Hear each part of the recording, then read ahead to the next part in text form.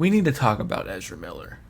But I think this is this topic is interesting to talk about because Ezra Miller is in a weird place right now, mentally, legally, and Warner Brothers has a lot of money invested into this Flash movie.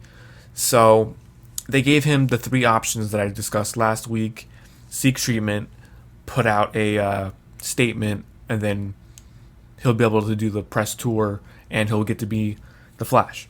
Option two was they're just gonna release the movie when it was coming out. He would get recast and he wouldn't do any press at all. It would just come out. Third option was they were gonna scrap the movie completely. So now we know that Warner Brothers picked, or I should say Ezra and Warner Brothers, they both picked option one, which he announced. He gave a whole apology, and the internet is either loving it or hating it. A lot of people aren't buying it. It's PR, blah blah blah.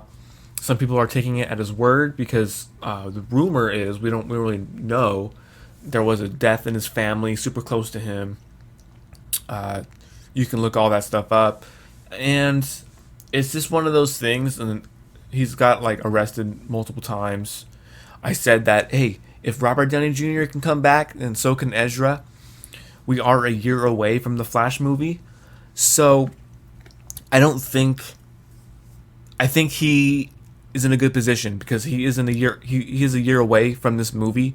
So if he can keep his head down and just do the work for the next year, if he can, get his life back on track, then I think that Warner Brothers is gonna be happy with keeping him as the Flash, because ultimately that movie's getting rave reviews. They're saying he does a really good job in that role in the movie, and I don't think at this point they've made their decision.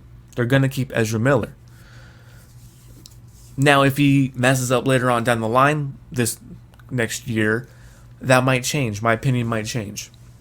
So you can think whatever you want about the PR, his apology, and the PR behind all that stuff.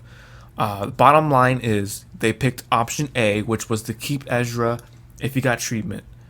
The only one of those options that said recast the Flash was option two. So if we look at that at face value, those options, Warner Brothers is happy with Ezra as the Flash. They don't want to recast him because he's good, and that's fine. When this movie comes out, just like I said last week, if this movie comes out and the Flash is dope, and then they recast him, there's going to be a lot of people out there that are going to be pissed, because a lot of people, the general population, many YouTubers have been saying this. Christian Harloff,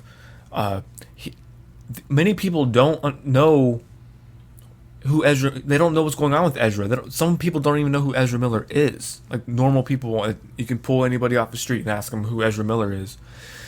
Dude, the chances are they're not going to know who he is.